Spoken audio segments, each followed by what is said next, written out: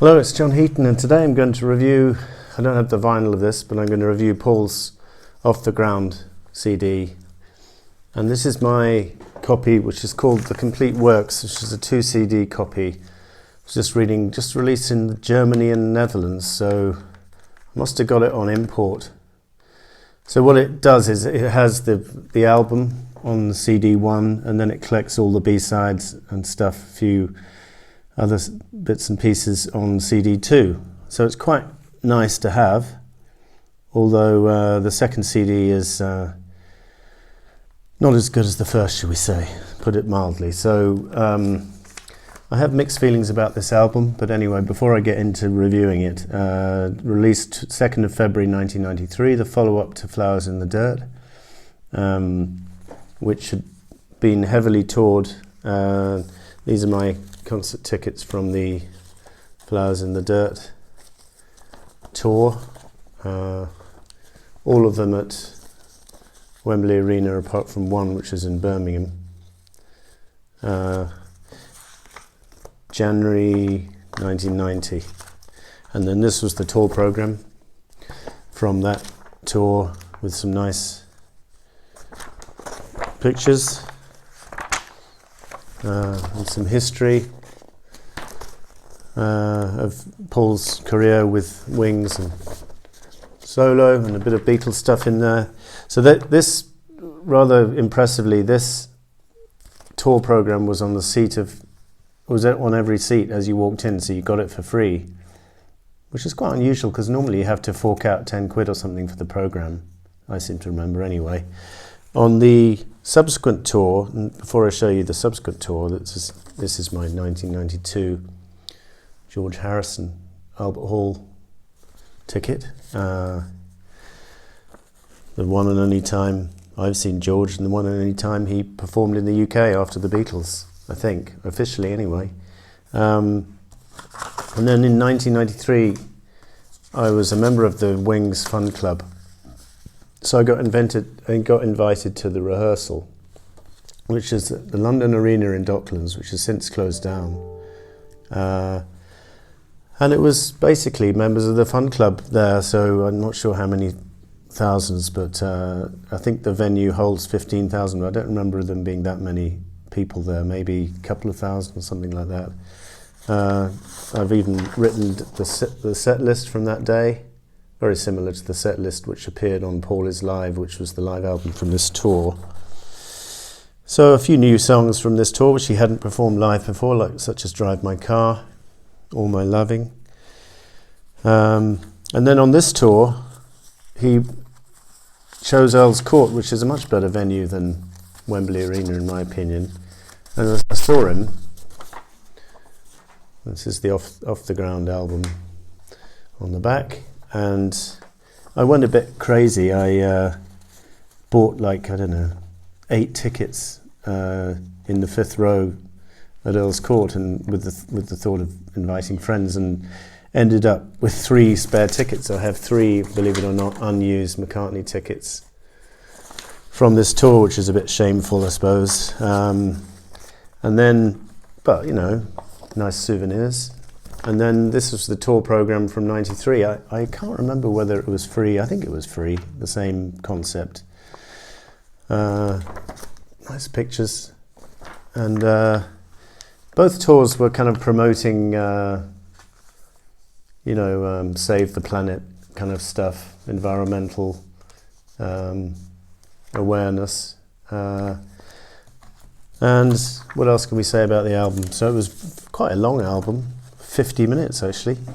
And then, so, well, should I talk about the album first? Yeah, so it's a bit like, and I asked Dave Costello to give me some comments on what his view of this album was, so I'll come to that.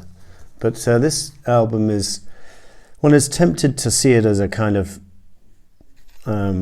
inferior follow-up to Flowers in the Dirt, in the same way that Pipes of Peace was inferior to Tug of War.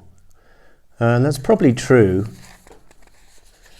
on the whole, but there's some gems on Off the Ground, and it's not completely clear-cut which is the better album, but I will say this, There's nothing quite as good as My Brave Face or Put It There on Off the Ground, in my opinion. My Brave Face was his best single for years, superb bass, using the Hofner bass again, and Put It There was one of the most affecting ballads of his career. But this album comes close on occasion, but it doesn't open terribly strongly. The same band, by the way, Hamish Stewart, Robbie McIntosh, Paul Linder and Wix Wickens keyboards, but actually the drummer was changed.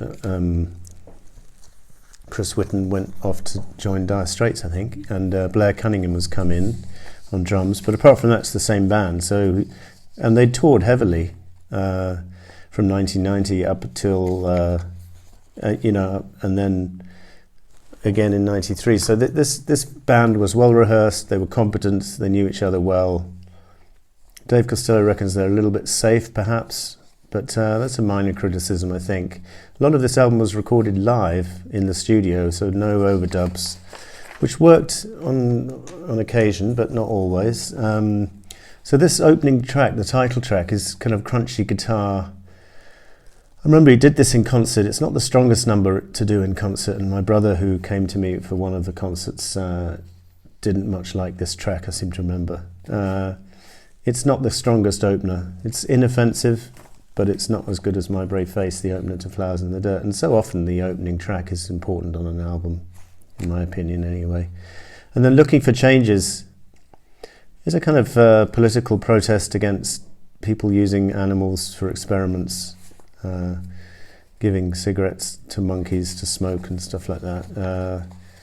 Quite a heartfelt lyric, but unfortunately the song is not much. And I remember one review at the time comparing Looking for Changes to McCartney's Best on Abbey Road, and I was like, my jaw dropped. I thought, what? That's not the case at all. It's as a song, it's really nothing much at all. I think he did it in concert, but either way, didn't do much for me on the concert, on the album or live. Did he do Looking for Changes on this rehearsal thing? No. Maybe he didn't do it in concert, I can't remember.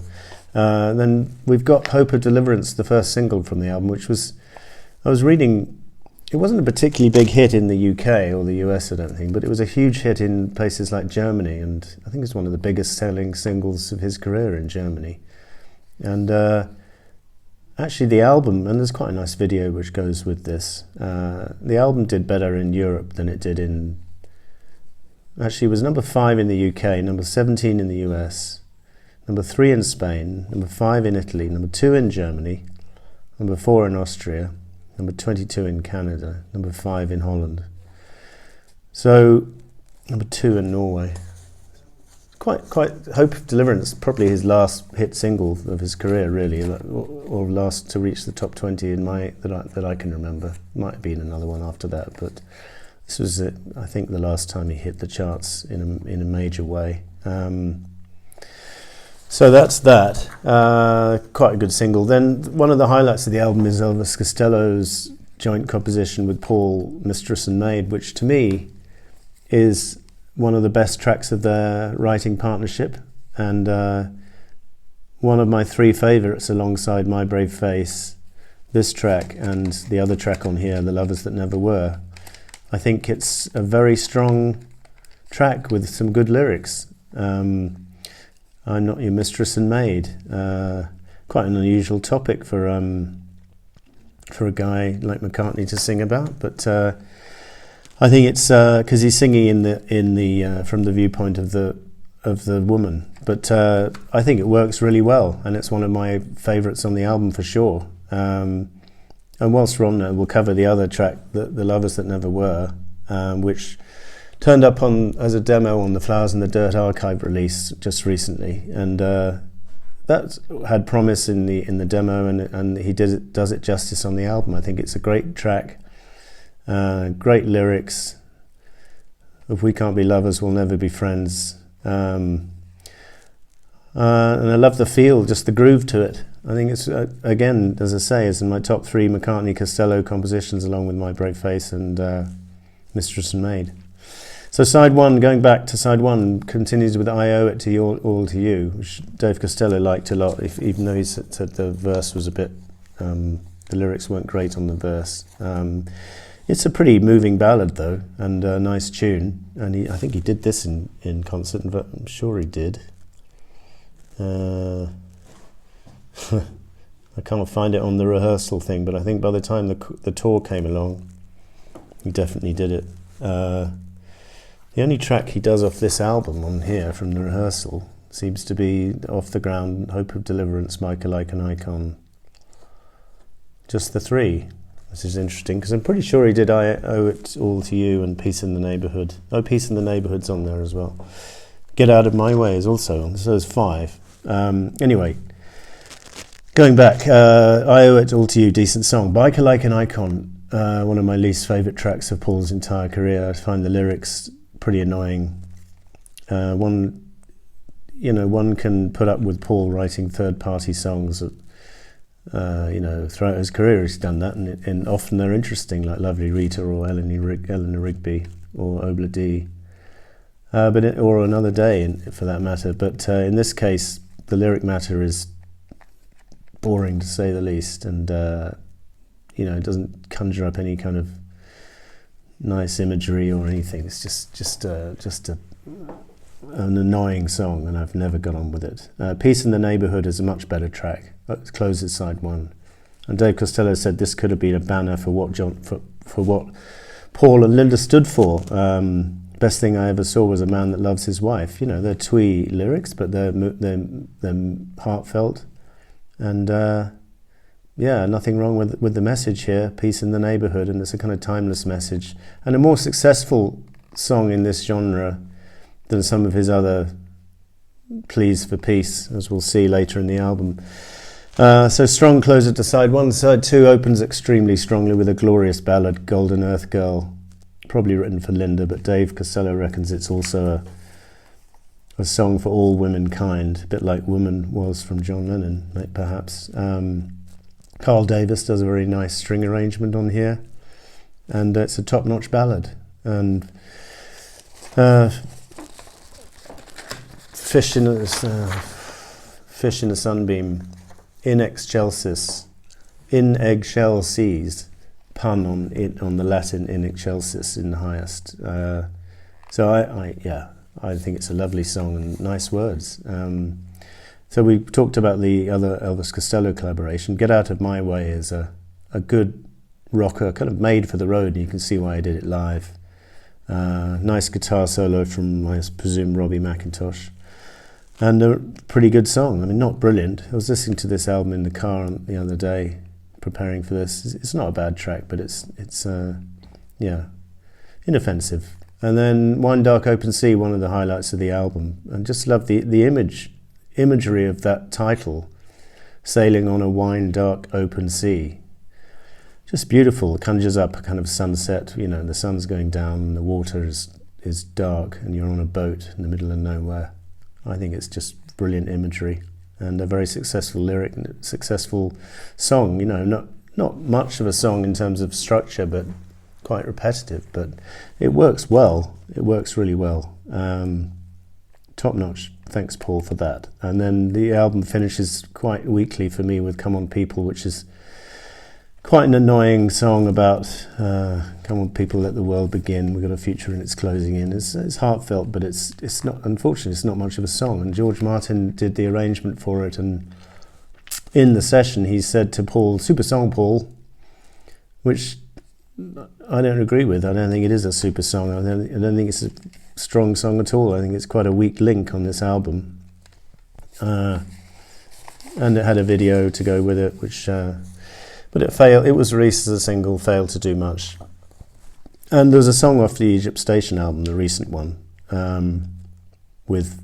called People Want Peace, which was also quite annoying.